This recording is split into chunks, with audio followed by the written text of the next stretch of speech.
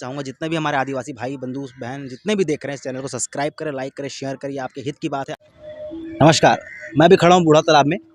आदि शक्ति बूढ़ादेव प्रदेश आदिवासी सेना। आप सभी जानते हैं बूढ़ा तालाब काफ़ी फेमस जगह रायपुर का, और आज मैं बूढ़ा तालाब में आने का सौभाग्य इसलिए प्राप्त किया हूँ क्योंकि आज आदिवासी समाज के प्रदेश अध्यक्ष दीनू नेताम जी का जन्मदिन है। सबसे पहले तो जन्मदिन की बहुत बहुत बधाई दीनू नेताम जी। आप भी युवा चेहरा है, आदिवासी समाज भी उभरता चेहरा है, अच्छी युवाओं में पकड़ है आपके।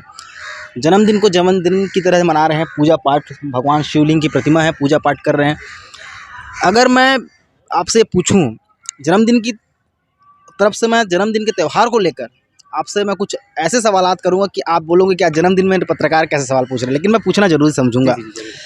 सबसे पहला सवाल है कि आदिवासी, छत्तीसगढ़ आदिवासियों का ही गढ़ है, पुरखों से आदिवासी यहाँ राज करते आए हैं और आज भी यहाँ का इनका बस्तर अंचल में राज चल रहा है। आदिवासी की स्थिति आज के समय में क्या है इस 2022 में? देखिए, आदिवासी की स्थिति तो ऐसा है कि शुरू से ही, चाहे सत्ता पक्ष रहे या विपक्ष रहे, आदिवासी हमेशा उनको सिर्फ दोनों सत्ता पक्ष वाले लोग और विपक्ष वाले लोग सिर्फ वोट बैंक ही समझे हैं हमेशा। आज जैसे देखेंगे कांग्रेस में अगर 28-29 विधायक हैं, चाहे तो सत्ता हमारी आनी चाहिए, हमारे मुख्यमंत्री होना चाहिए, लेकिन हमारे मुख्यमंत्री को यानी कि ना बनाया जा रहा है और दोनों पार्टी अनदेखी कर रहे हैं। जैसे हम लोग शुरू से हमेशा ये मांग करते आए हैं कि आदिवासी बहुल्य क्षेत्र है, आज आदिवासियों के चाहे बस्तर से लें या सरगुजा में लें, वहीं से ही आज सरकार बन रही है, लेकिन उसके बाद भी हमारे आदिवासी समाज के और हमारे आदिवासी विधायकों को अनदेखी किया जा रहा है, जिससे कहीं ना कहीं आदिवासी समाज पीड़ित है। हम लोग हमेशा प्रयास करते रहे हैं, हमेशा अपनी मांग को करने के लिए हमेशा धरना प्रदर्शन रोड में उतरते रहते हैं, चाहे विपक्ष में रहें या सत्ता में, हमको रोड में आना पड़ता है।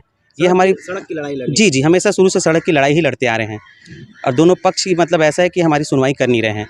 मैं आपसे 2 सवाल महत्वपूर्ण पूछना चाहता हूँ। पहला सवाल ये है, अभी जय स्तंभ चौक का मुद्दा काफ़ी गरमाया है, अभी हाल में ही गरमाया है, 9 या 10 तारीख को इसका डेट था, लेकिन ये मुद्दा काफ़ी गरमाया है।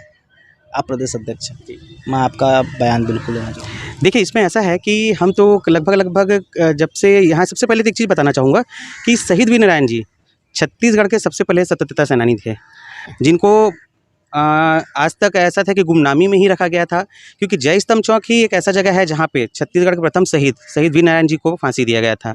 हमारी बरसों से मांग रही है आदिवासी समाज की कि वहाँ पे मूर्ति लगाया जाए, लेकिन हमारी मांगों को हमेशा अनदेखा किया गया था। इसके चलते में हम लोग आदिवासी सेना और हमारे सर्वाधिक समाज के चलते में हम लोग लगातार 7 दिन पैदल यात्रा किए थे सोनाखान, उनकी जन्मभूमि से, और उनकी जन्मभूमि से हम जो उनके शहादत स्थल थी जय स्तंभ चौक पे पहुँचे थे।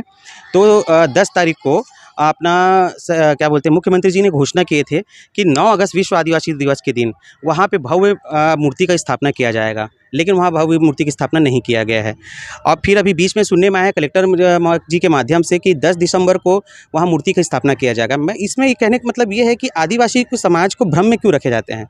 अगर आपको भ्रम में रखना चाह रहे हैं, आपको लगाने की मंशा नहीं है, तो बता दीजिए। आदिवासी समाज इतना सक्षम समाज है कि एक रुपये हमारे में इतने आदिवासी हमारे जो हैं अपने क्या बोले जाए पूर्वज को मूर्ति का प्रतिमा को वहाँ लगाने के लिए 1 रुपये सहयोग करके वहाँ पे भव्य मूर्ति लगा सकते हैं। हम सरकार से निवेदन करना चाहते हैं, अगर आप लगा सकते तो अच्छी बात है, नहीं तो आदिवासी समाज तो वैसे भी सक्षम है। 2023 का विधानसभा चुनाव, ये भी महत्वपूर्ण सवाल है। 2023 के विधानसभा चुनाव में सभी समाजों को लेकर चला जा रहा है, लेकिन बस्तर संभाग से लेकर सरगुजा संभाग हो, आदिवासी समाज की बहुलता काफ़ी रहती है। वोट बैंक समझ लें या एक समाज की प्रारूप समझ लें, या ये समाज का योगदान जो छत्तीसगढ़ में पहले पुरखों से चला आ रहा है।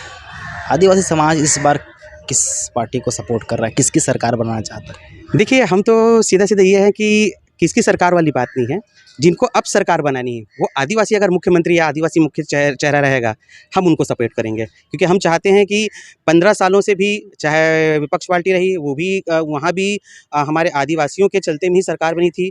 इसमें भी आएंगे तो 28-29 विधायक आए थे इस कांग्रेस सरकार में, इसमें भी हमारी सरकार नहीं बनी। हम तो ये बोलते हैं कि अब जो प्रदेश अध्यक्ष या जो आदिवासी को घोषणा करेंगे कि आदिवासियों को मुख्यमंत्री बनाया जाएगा, हम उसका समर्थन करेंगे। क्योंकि लगातार अभी भाजपा में बदलाव हो रहे हैं, बड़े चेहरे बदल रहे हैं, पुराने चेहरों को हटाया जा रहा है, और कहीं ना कहीं ये देखा जा रहा है कि सरकार अब चुनाव को लेके संज्ञान को लेके सीरियस हो गई है और काफ़ी गंभीर इस विषयों को ले रही है।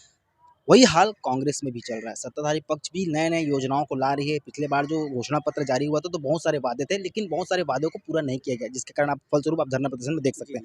लेकिन अगर कहीं ऐसा होता है कि आदिवासी वोट बैंक के तरफ से अगर सरकार यह कहती है कि हम ही आदिवासी मुख्यमंत्री बनाएंगे, सरकार कांग्रेस सरकार, तो आप क्या कहें?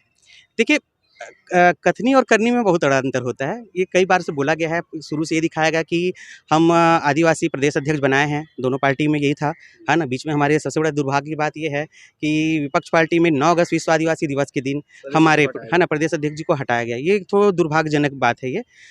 लेकिन सिर्फ़ यहाँ पे है, मैं फिर वही बोलूँगा कि आदिवासियों को वोट बैंक ना समझें, और हम ये भी नहीं बोलते कि चाहे कांग्रेस की सरकार है कि भाजपा की सरकार है कि या पता नहीं, इस बारे में तो अभी बात करना उतना उचित नहीं है। लेकिन बात यही है कि अगर जो आदिवासी चेहरों को प्रमोट करेंगे, आदिवासी मुख्यमंत्री चेहरे के लिए अगर उनको आगे किया जाएगा, तो आदिवासी समाज उनका सपोर्ट करेंगे। कहने का सीधा तात्पर्य है, जो आदिवासी की बात करेगा वो छत्तीसगढ़ में राज जी, करेगा। जी, और दूसरी चीज़ मैं बहुत बताना चाहूँगा, जितने भी हमारे आदिवासी भाई बंधु बहन जितने भी देख रहे हैं इस चैनल को, सब्सक्राइब करें, लाइक करें, शेयर करिए। आपके हित की बात है, आपके समाज की बात है, आपके राज्य की बात है। हमारे साथ दिनों नेताम जुड़े थे सबसे पहले, और एक बार फिर मैं बधाई देता हूँ आपको, जन्मदिन की बहुत बहुत बधाई। और आप सभी देखते रहिए न्यूज़ भारत 7। कैमरामैन गणेश के साथ रायपुर बूढ़ा तालाब।